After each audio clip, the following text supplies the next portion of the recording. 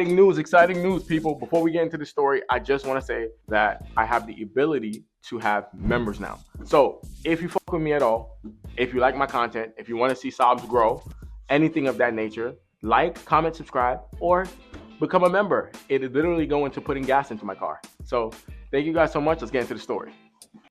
This one's going to be a little bit different. This is story time about how I got into Saabs initially. When I was about 17 years old, all of my friends were getting into cars and everybody was driving Hondas, and I really wanted an Integra.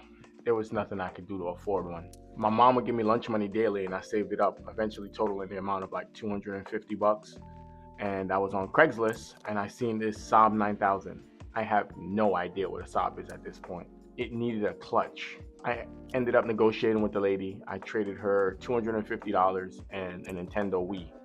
She drove it to my house, switching gears, turning the car off, putting it in gear, and turning it back on. And I got my first Saab 9000. It was a 1989 Saab 9000. It was white, hatchback. I was ecstatic about having a car.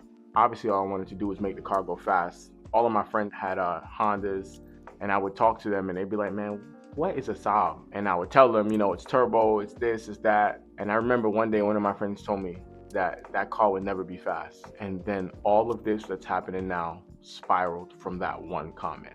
The first initial Saab 9000 that I purchased, I ended up with no tools. I ended up saving some more money, buying a toolkit and a jack from AutoZone, one of those AutoZone blue jacks, jacked the car up, put it on some bricks, changed the clutch, changed the slave cylinder, no prior car knowledge. Literally, I had no idea what I was doing, but I changed the clutch, I changed the slave cylinder, got it back together, and it didn't work. So I tried everything to try and fix that car. Nothing ever worked. So I ended up scrapping that car.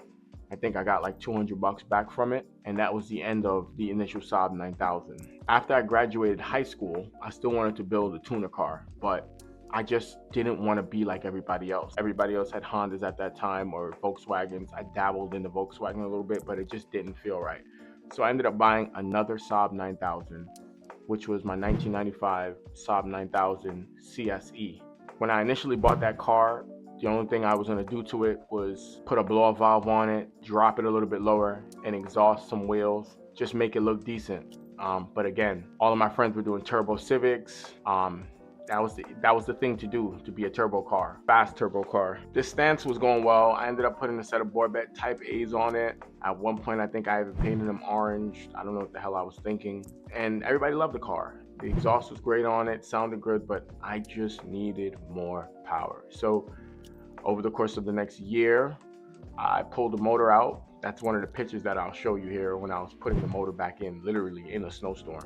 Built the motor. I did Volvo valve springs, ENEM cam, 264 cams, which I had to custom dial in, Wassenaar pistons, Wassenaar rods. I did a balance chain delete with the genuine Saab balance shaft delete kit. And I put the motor back together with a Holset HY35 turbo on a log manifold. Did a custom exhaust. I think at that time it was like a tile blow-up valve as well. No, it was an HKS blow-up valve, the one that made that sweet noise. I really liked them. And it was tuned by Mike D again.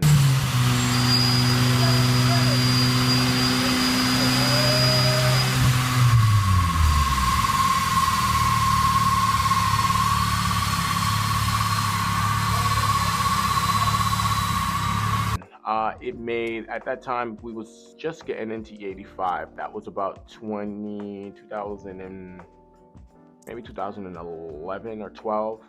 The car made about 400 horsepower.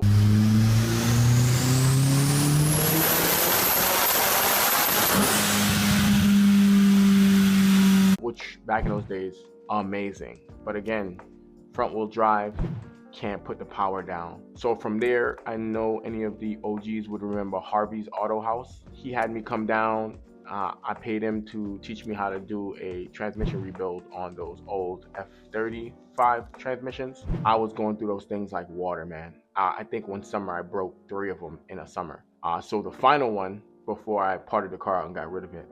So the final gearbox that I put together had a Quaife LSD, a bunch of upgraded crush leaves that were known for going bad. I think once one of the original gearboxes that I had, I put it in reverse and it broke the bell housing.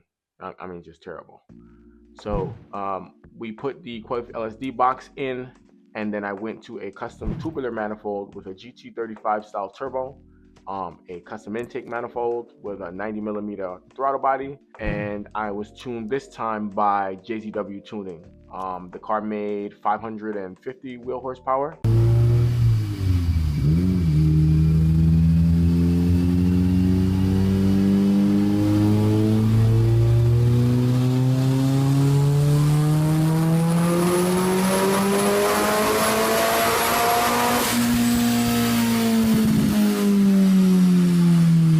At that time, and it was great.